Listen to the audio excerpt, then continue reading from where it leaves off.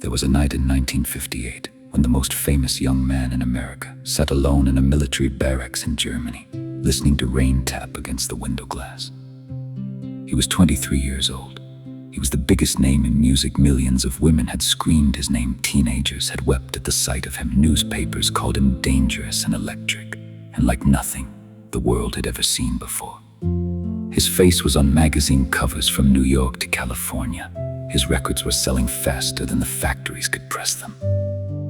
But on that night, none of that existed. On that night, Elvis Presley was just a son, and the phone was about to ring. He had been drafted into the United States Army 8 months earlier. He had gone quietly, without complaint, without asking for any special consideration. He had cut his hair and put on his uniform and reported for duty like any other young man his age. Even though his manager, Colonel Tom Parker, had promised him that the world would be patient, that the fans would wait, that everything he had built would still be standing when he came home. But the world Elvis cared most about was not the one with the screaming crowds and the gold records and the television appearances. It was a small world, a quiet one, a world that smelled like his mother's kitchen in Memphis and sounded like her voice saying his name in the way only she ever said it. Not like a celebrity, not like a legend, not like the king of rock and roll. Just like her boy, just like her own. Gladys Presley had been the center of everything for as long as Elvis could remember. When he was a child growing up in the poorest parts of Tupelo, Mississippi, it was Gladys who had held the family together with nothing but faith and hard work and a fierce, unconditional devotion.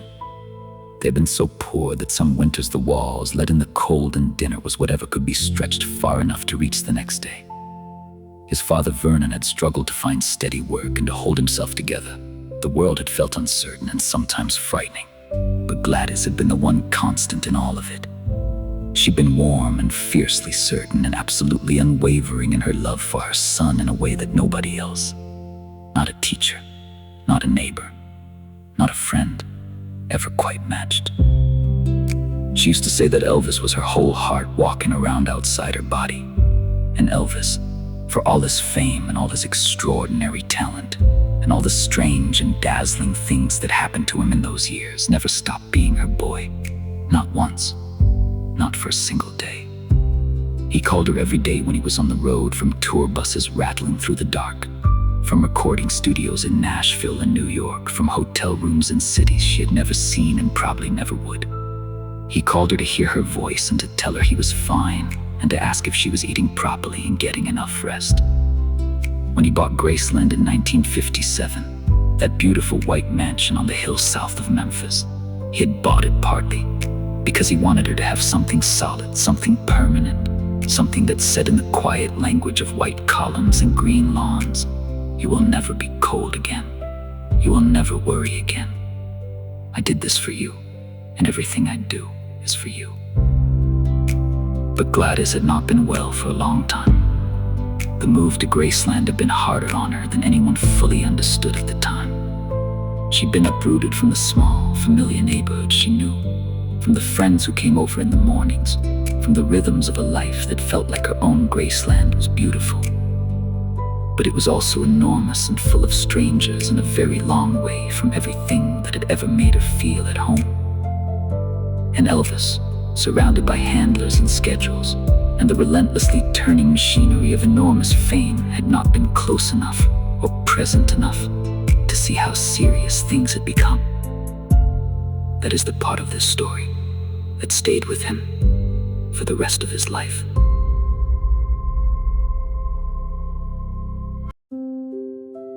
The phone call came on a morning in August. Gladys Presley had been rushed to the hospital in Memphis. Her heart was failing. The news reached Elvis in Germany, and he received emergency compassionate leave from the army immediately, flying home across the Atlantic as fast as any available connection could carry him, willing the hours to go faster, bargaining quietly with the distance between where he was and where he needed to be. But by the time he reached Memphis, his mother was already gone. She was 46 years old. People who were present that day described something almost unbearable to witness. The young man who had stood in front of screaming thousands without flinching, who had walked onto the stages of America with an ease that looked effortless, who had seemed to the entire outside world like he was made of pure electricity and confidence. That young man came apart completely in that hospital corridor. He could not stand without help. He wept with a rawness that frightened the people standing closest to him. At the funeral, relatives had to hold him upright to keep him from falling. He kept saying the same words over and over, barely above a whisper, as if saying them aloud might somehow make them less true or more bearable, or just a little different from how they felt. She was the only one who ever truly loved me. There were no cameras in that room. There was no audience. There was no performance happening. It was simply the most honest thing Elvis Presley ever said out loud in his life. And it was true in a way that all the fame and all the adoration and all the sold-out concerts could never reach or change, because Gladys had loved him before any of that existed. She had loved him before the world had decided who he was and what his name should mean. She had loved him when he was just a thin, quiet, slightly awkward boy in Mississippi who did not fit easily anywhere and was not entirely sure he ever would. That kind of love, the love that comes before the world has formed its opinion, is the rarest thing there is. And when it is gone, nothing in the world fills that particular shape. Elvis went back to Germany after the funeral. He finished his military service as he had promised he would. He came home to America in the spring of 1960 and stepped off a plane in New Jersey to find the world exactly as Colonel Parker had promised, still waiting, still hungry, still ready. The records came back, the films, the concert tours that sold out within hours of going on sale. A marriage to Priscilla, who had waited for him with a patience that deserved its own story. A daughter named Lisa Marie, born in February of 1968, who he held with a tenderness that everyone who witnessed it never forgot. And still the nights at Graceland were long. He had filled the house with people deliberately. There was always someone around. Always voices somewhere in the building, always the television going even when nobody was actually watching it. Always music coming from one of the back rooms. The group of friends and cousins and bodyguards who moved through Graceland during those years were called the Memphis Mafia. And their presence was constant. Elvis had arranged it that way. Because in the quiet there was still a voice missing. And no number of gold records on the wall. And no number of warm bodies in the next room. And no amount of applause from the largest crowds in the world could call that voice back.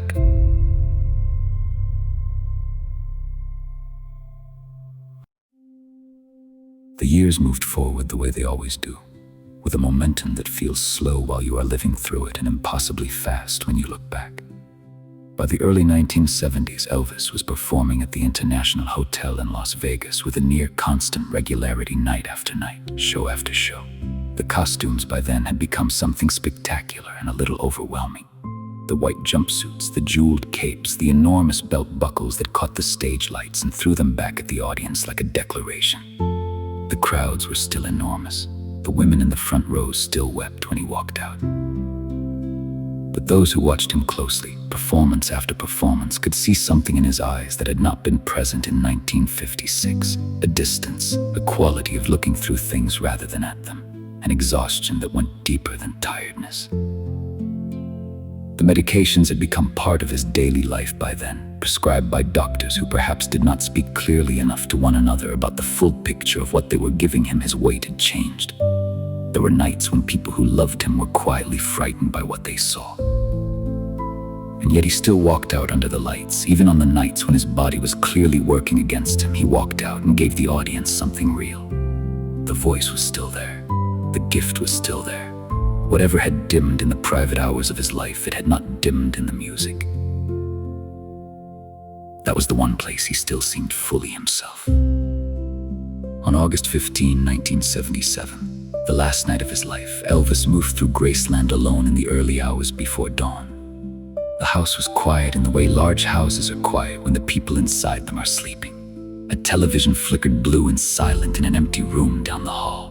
Old photographs sat on every surface, the same photographs that had been there for years. Gladys, Vernon, Lisa Marie, moments and people and years that time had not taken from the walls, even as it had taken them from the rooms. He was 42 years old. He looked older than that. He felt older than that.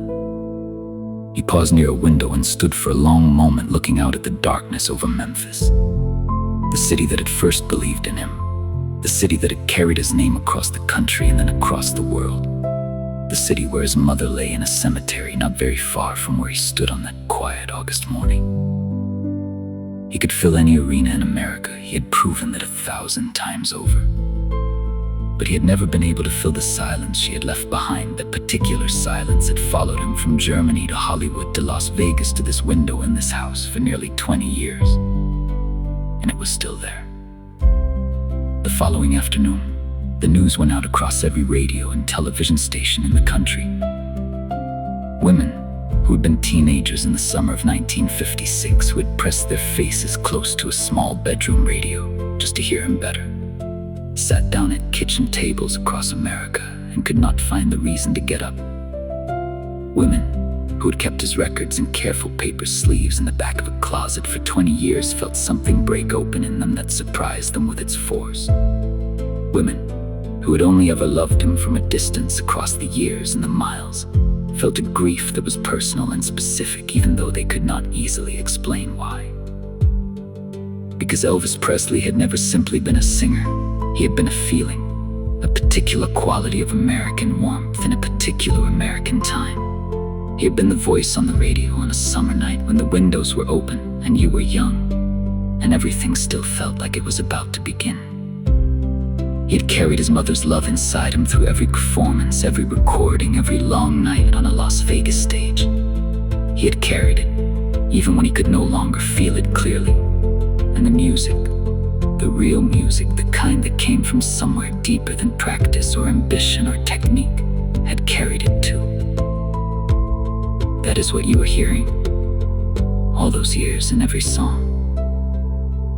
Not just a voice, a man who had been loved completely once by one woman who saw exactly who he was, and who spent the rest of his life trying to give that feeling to the world. If this story stayed with you, subscribe to Golden Age Hearts. There are more Elvis chapters waiting. Quiet stories, honest ones, told with all the care he always deserved.